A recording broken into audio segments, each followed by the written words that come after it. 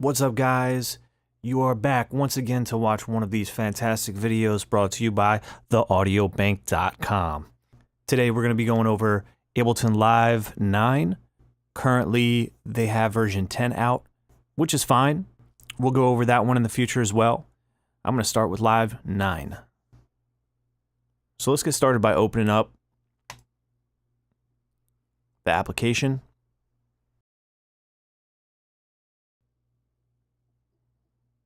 As you can see, it opens right up after scanning.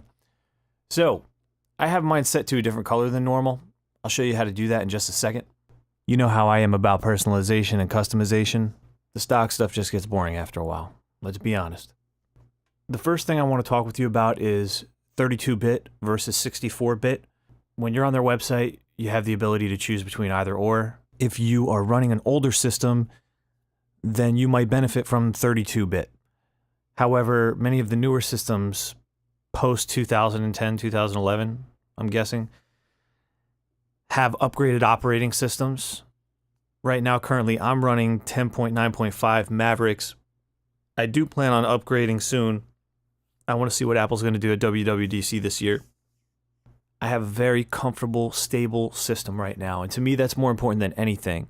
A lot of people like the latest and greatest of everything. I tell people usually, wait, let the community figure out if it's all working, read the reviews before you make the jump, because usually if you make the jump, you may fall victim to one of the consequences of bugs in software.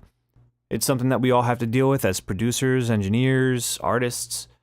We can't expect everything just to be perfect right out the box, you know? But it's all good.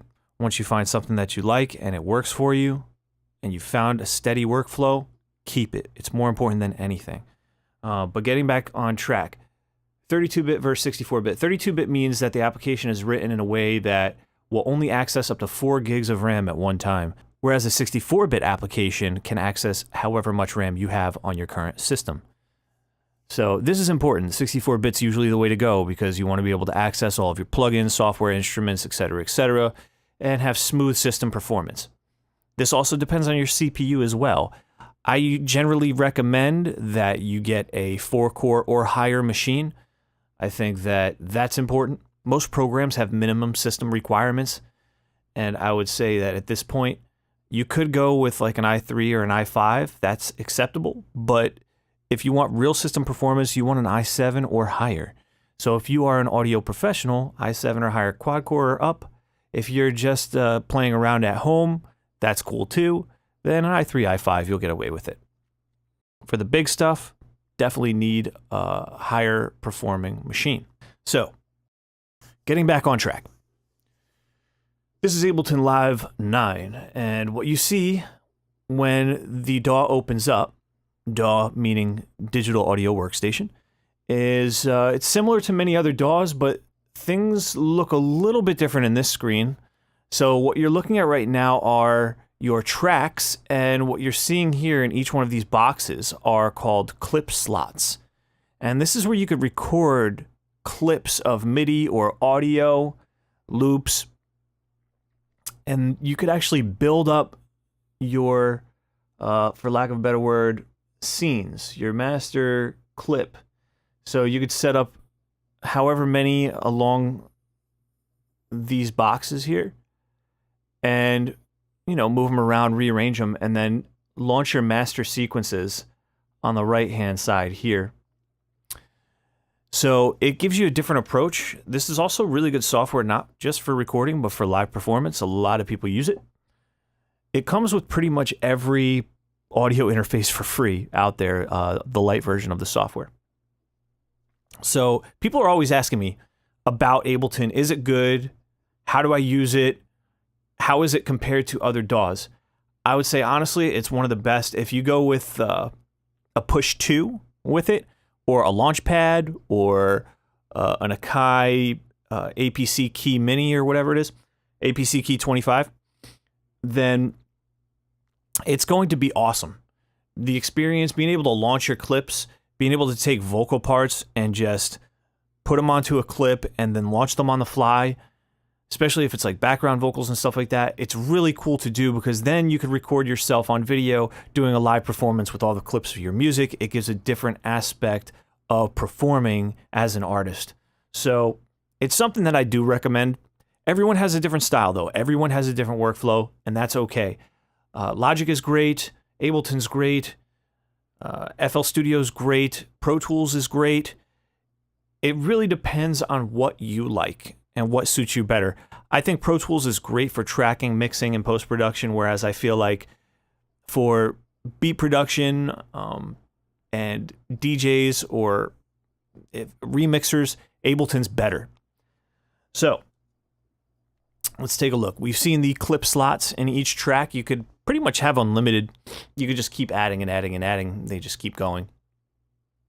These are your sends, and if you add more returns, then you'll see that these populate even further. So if you need multiples of those, you could always go to create and you can go to return track. And when you do that, you notice that another letter pops up, and that is, see, this is A, B, and this is C. They're labeled, which is nice. And you can keep creating them. It really doesn't matter. I'm also going to include a link to all of your shortcuts, your handy shortcuts that you can memorize. I normally go over some in each video. I only want to go over the basics because there's so many, and we don't have time to do all that. So let's go over the rest of this DAW. So now that you know you have your clip slots available for you, you could also take a look in Arrange View, and that is this button up here. So you see the vertical ones are for your clip slots and the horizontal ones are for your arrangement. Normally in most DAWs you would see all this information on the opposite side. That's why Ableton is different. You have a record arm, if the track is active or inactive, solo. So this active inactive is like a mute, which is pretty cool. You have your MIDI inputs. You have your MIDI channels.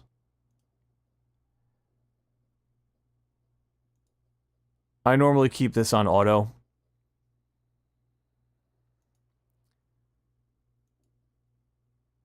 Output, no output is fine. It's totally fine.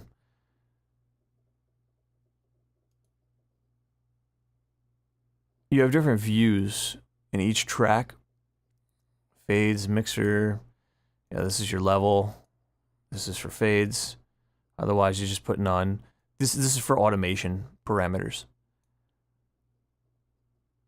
And then you have your levels. You'll see your levels populate in this field here. This is for your audio tracks because there's 2 audio tracks right here. You have your input and output.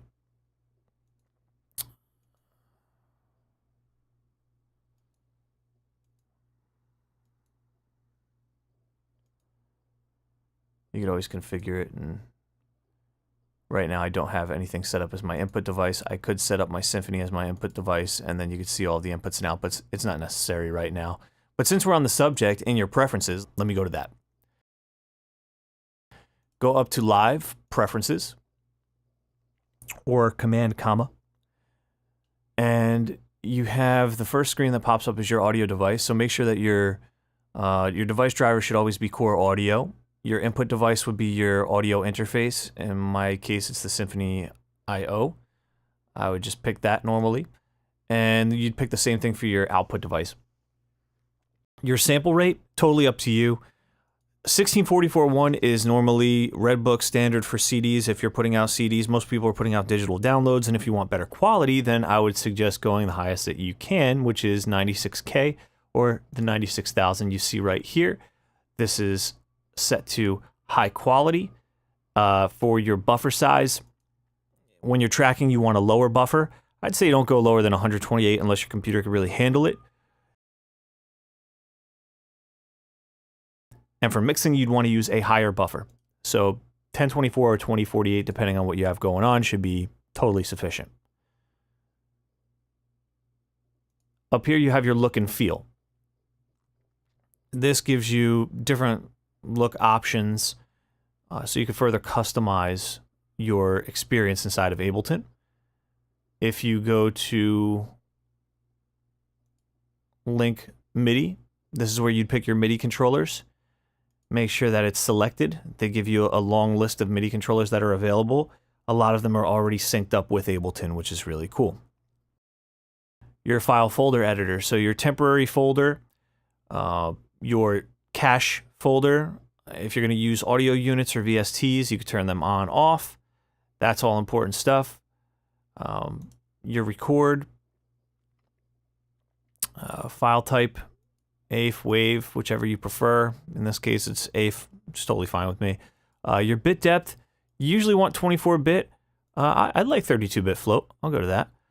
Your count in, if you want standard count in every time. I always like 1 bar. That's always good. Your clip update rate, 1/16 note is fine. Record session automation in ARM tracks. That's cool. Start playback with record. Loop warp, short samples, auto warp long samples on. Default warp mode is beats. There's also these other ones, tones, textures, repitch, complex. Beats is okay to start with, but you could always change your warp mode just to be on point with whatever it is. A lot of times with rhythms, beats is good. For other types of samples, you might want to use complex. Create fades on clip edges, that's always good. Default launch mode, trigger, that's cool. Default launch quantization, global. You could always change your launch quantization based on you know, the session that you have open, how you want it to be launching. Select on launch, that's cool. Select next scene on launch, on. Start recording on scene launch. You can do that if you want. Tap tempo, that's always great. CPU, and your license and maintenance. Now, also, if you noticed under look and feel, what I did with the background, in case you're wondering, I told you that I'd go to this. Under colors, skin, if you change the skin, this is the default color of Ableton. They have several that are in here, and I'm pretty sure you could probably download some more if you really want a different look. I personally like the disco one the best because I usually keep the studio kind of dark, and I don't like the TV blasting at my eyes. I guess that one's not too bad either, but disco's my favorite by far. It's like dark mode in a DAW, which is cool. Another thing that's really cool about Ableton, in most DAWs, at least good ones anyway, there's some type of space that shows you information about what you're hovering over. In this case, it's in the bottom left-hand corner. This is called the info view. And in your info view, anything that you scroll over is going to explain exactly what it is. So as we go over it, you're going to see it in the bottom left in case you want to check out what it says as I'm going over it. But all this stuff is pretty much standard in every DAW. There's just different ways of going about finding it, navigating it.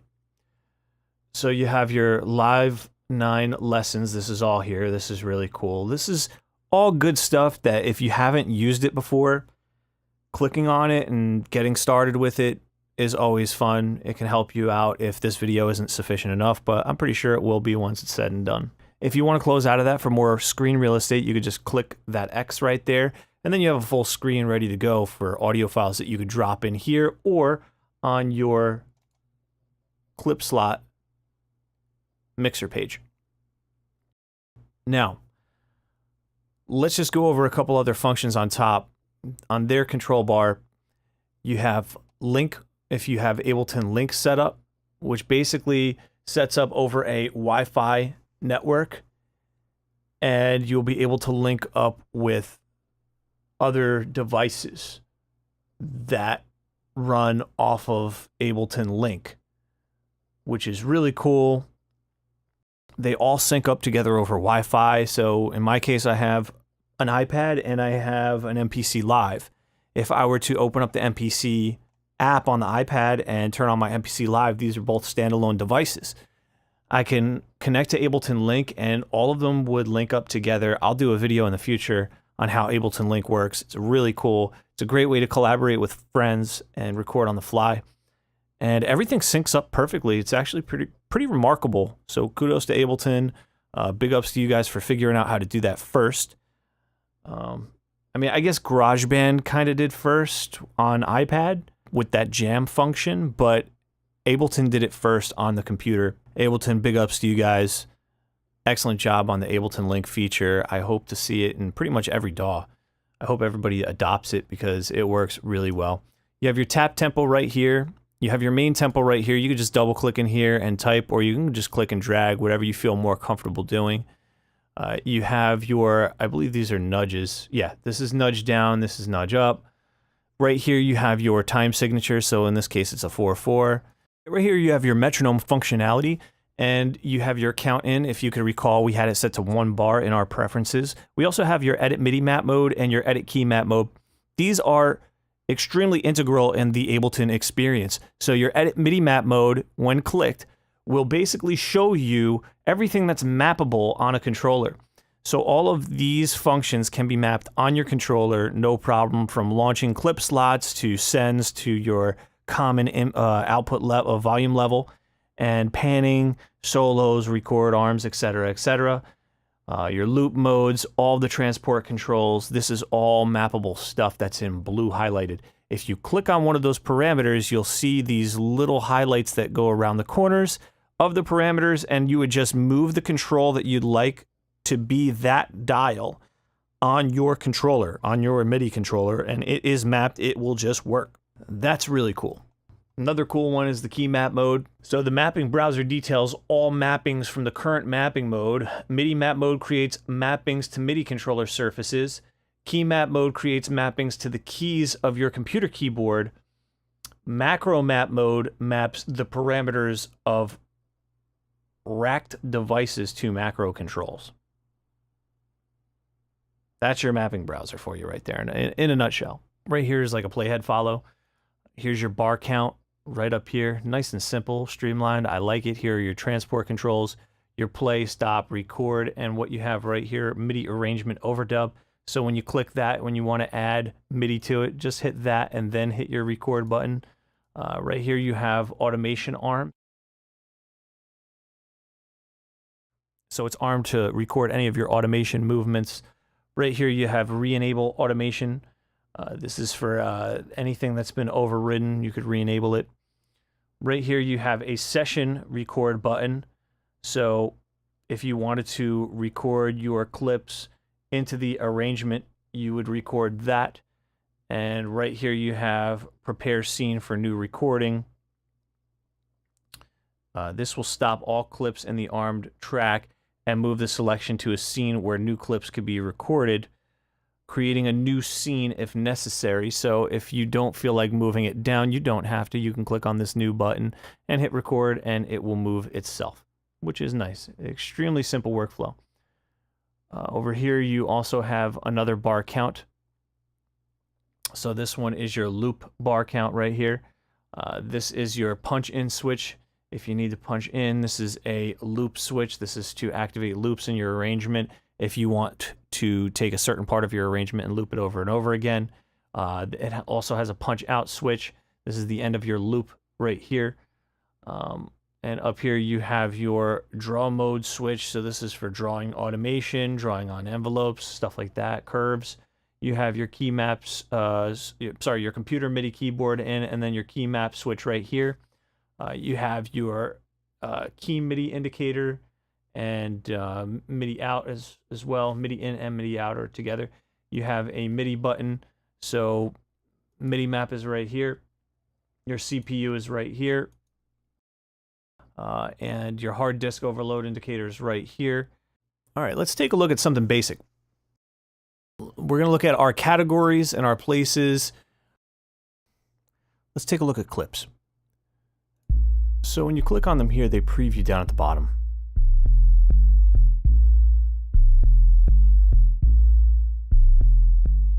And you should hear the clip playing.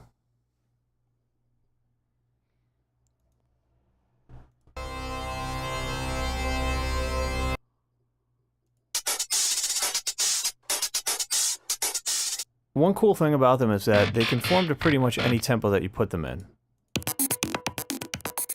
So we're going to drag this in. We'll drag it in on its own slot. And if you notice, it's automatically playing to the tempo of 120 beats per minute. If we drag that down, lowers, right? Cool. And let's find something else. We can preview.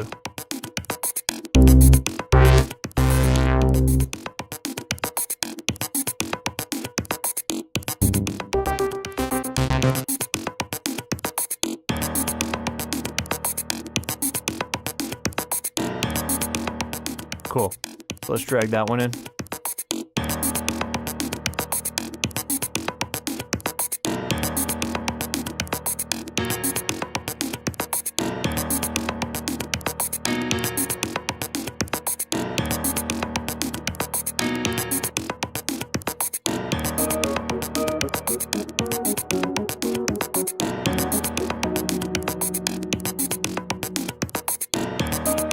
Cool. Let's keep going.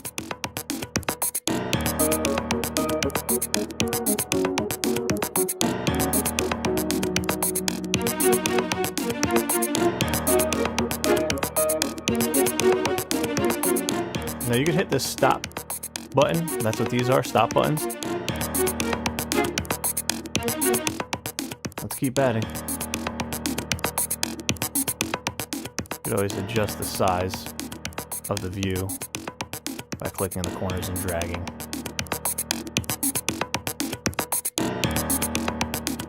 And 1, 2, 3, go.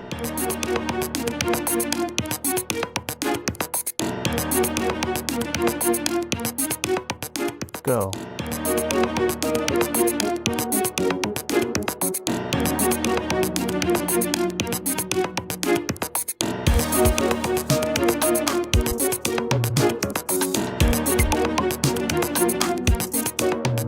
Cool. So you can grab this, drag it in.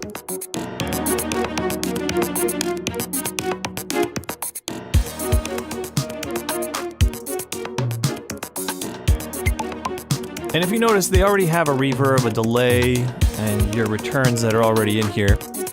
So if we wanted to send something out like this to, say, a reverb, you go to A.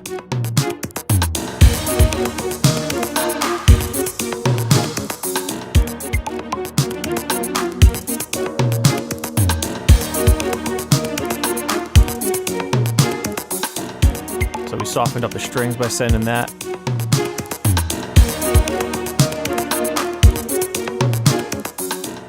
I wouldn't do the guitar. Piano, maybe a little bit. And the perks, yeah. Might be too much on the perks. B goes to a delay, which is cool because you can do stuff with a beat. C would be whatever you have set up under here. I don't have anything set up currently, and it looks like I'm actually clipping by a lot. So let me lower this down quite a bit. And you have your peak meter right here, so if I'm 1 over, I probably gotta go down another dB. I usually record with the limiter on, but right now I'm just doing this for instructional purposes. I probably should have had a preset template loaded up, but I don't. You could always edit and throw a limiter on by clicking on your master, going to your plugins and or effects. And you can go down to limiter, and this is their limiter, and just drag it down here into this window where it says drop audio effect here. And this way, we can bring this back up to 0, and it's not going over. So, if you option click, oh sorry, yeah I guess not, that's only in Logic. But you could also have fine tuning over it by holding command and scrolling. So that's really cool. And I just want to get to a decent level right now. You have panning on each track, which is these white knobs that are down here that go across. So if we wanted to send something to a certain side,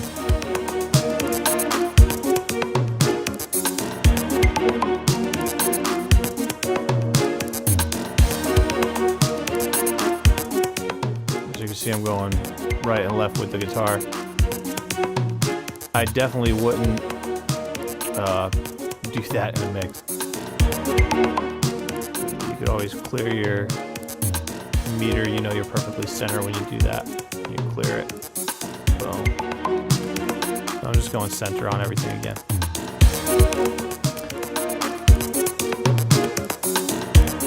And as far as adding MIDI goes, I'm going to delete these tracks. So I'm going to click on it. I'm going to hit delete. I'm going to hit delete, delete, and delete. I'm going to create a new MIDI track. You could do that by hitting Shift Command T. Command T normally does an audio track. Again, I'm going to set.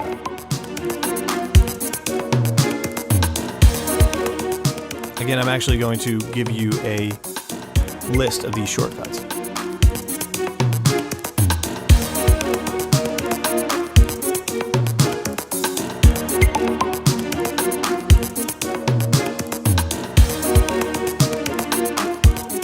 So on your MIDI channel that you create, you can pretty much drag it wherever you want to drag it from the top part. We could find some type of MIDI instrument.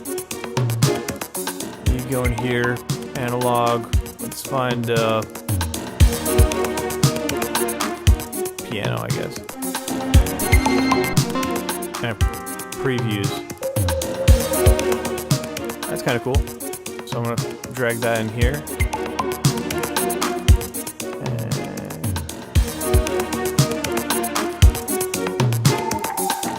Turns on our MIDI typing on the keyboard.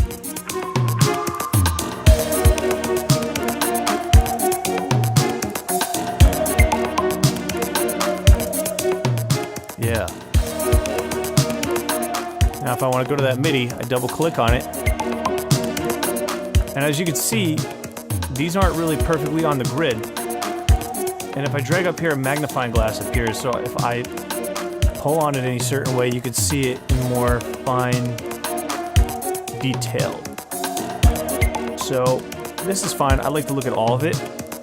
Now I can hit Command A and it highlights everything. Well, in this case it turns it black, but that's sort of highlighting. So once we do that, we can hit Command U and then it snaps in place. That's how to quantize. And now it's perfectly aligned with the track. As you can see.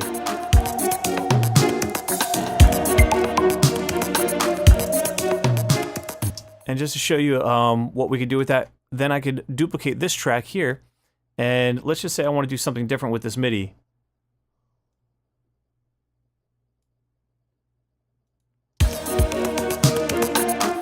So let's pick this one.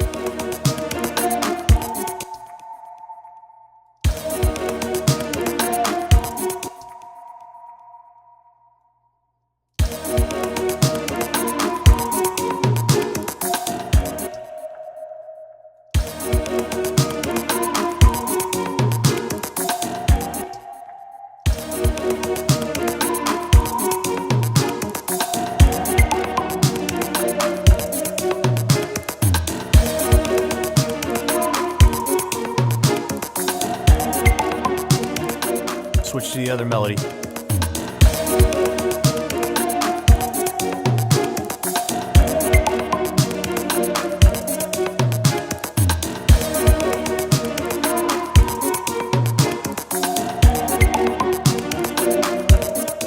Nice. Okay, cool. So now that we have our selection, I want to record that into the arrangement because if you look, we've only recorded into these clip slots. Nothing is here. So let's go back here. And we could start recording to our arrange page. So if we hit this, first of all, we want to make sure we're back at 1. If we hit record and we launch our master, then we should be good to go. So let's just do that.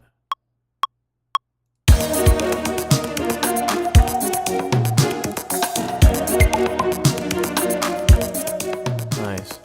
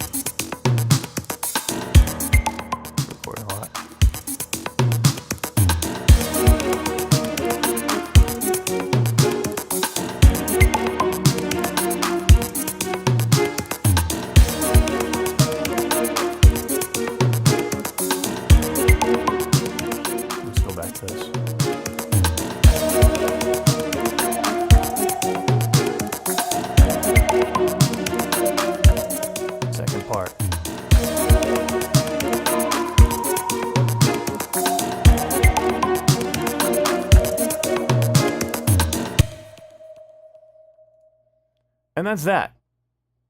So now that you have a track, you have like your universe view up here, and you can zoom in and out once you get onto a specific point in the track by, you see the magnifying glass, clicking it and dragging down or up. And you could also edit your audio. The size of these right here can be expanded by dragging right below. You'll see that indicator pop up. And any of the automation, anything that you do is all here. So if I go to playback mode now and I click, all that stuff is here. And I can just make my arrangement on the fly, which is something that I really like about Ableton. I think they did a great job. I didn't really, to be honest, when I first took a look at Ableton, I just didn't like the way it looked. I thought it was kind of cheesy looking.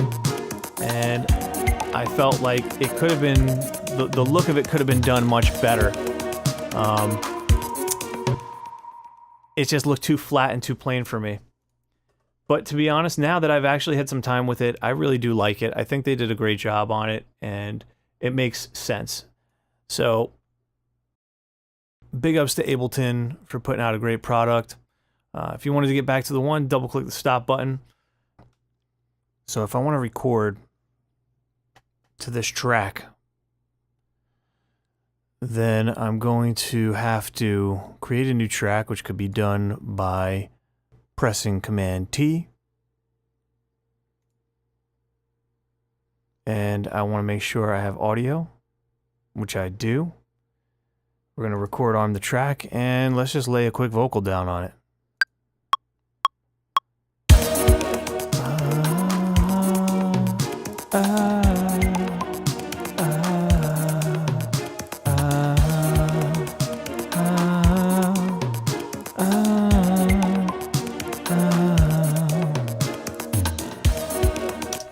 And I want to duplicate on top of that, so another Command T, all right.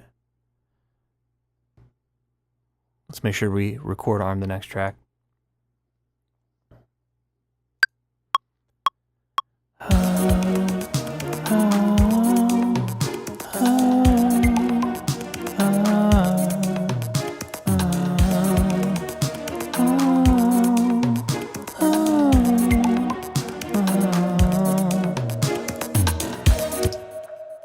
I'm going to do it again, right? Record on the next one.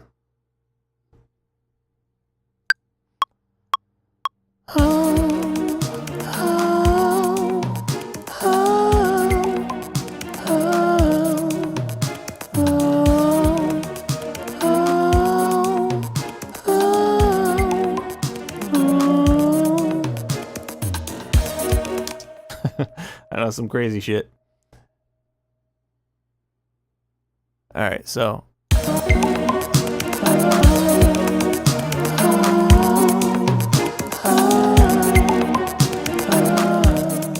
All right, let's do another one. I need a bass one. Make sure we record on that one. Oh, oh, oh,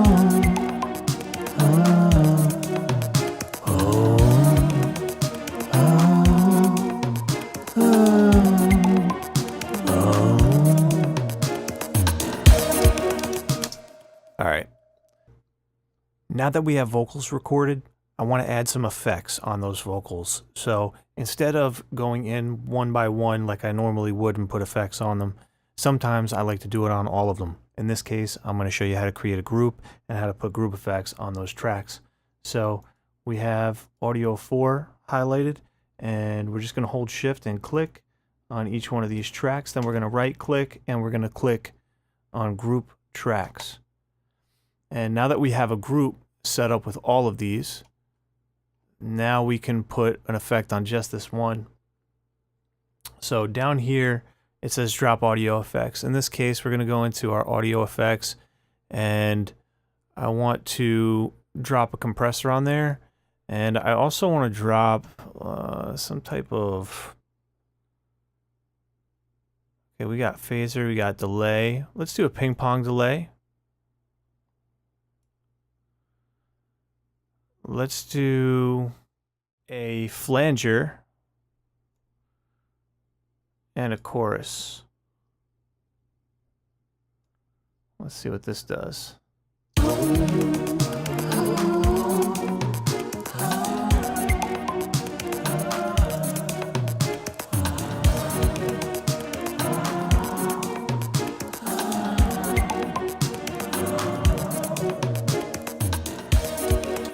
Okay, sounds like it's getting a little bit better.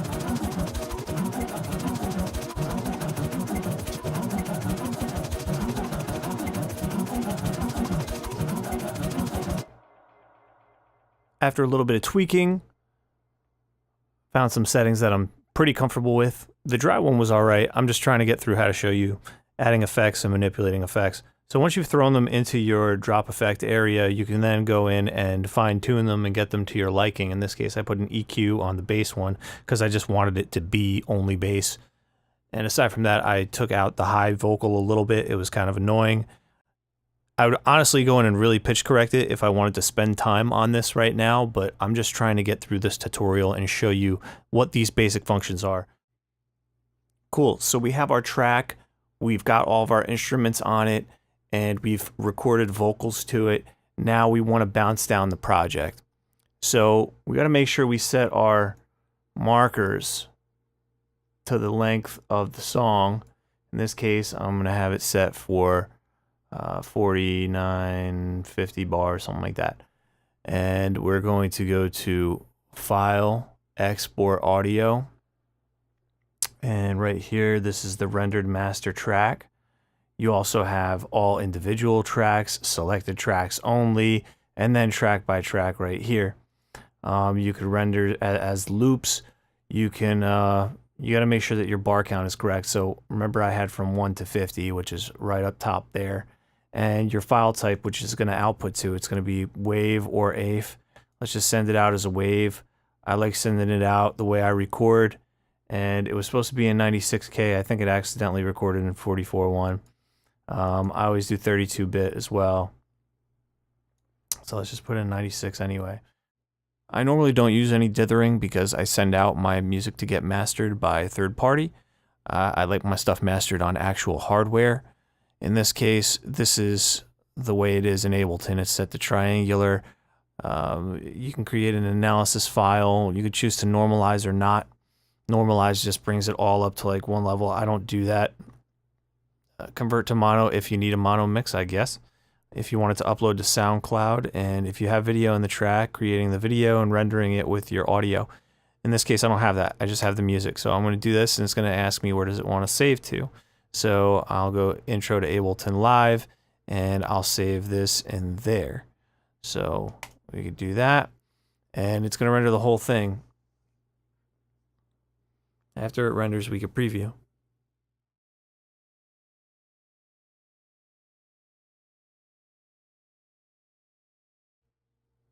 Okay, so it just finished rendering. Let's take a look at it.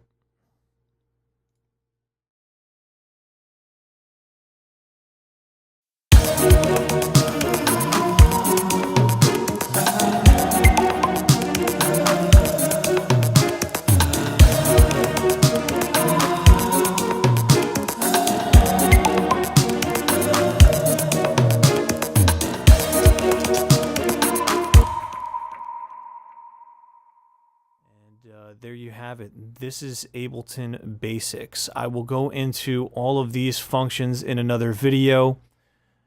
I just wanted to show you how to make a quick beat and the basic functionality of Ableton. Hopefully I've done so. If you like, please, by all means, subscribe to this channel. Also, like the video. The more likes I get, the more you're going to see me out there, the more we can expand this operation, and we really need to because we have big goals for the audio bank. We have something in the future coming to you that you're really going to benefit from, and I hope that we can bring it to you, but I know we can with your help. So again, if you like this, please click the like button, subscribe to our channel if you want to see more videos, great tutorials. We got plenty in the works in the future that you're going to love. Also, if you aren't already receiving notifications, then click that little bell and you will receive notifications of our uploads or live feeds. This is Dev1, and this video has been brought to you by theaudiobank.com. Peace.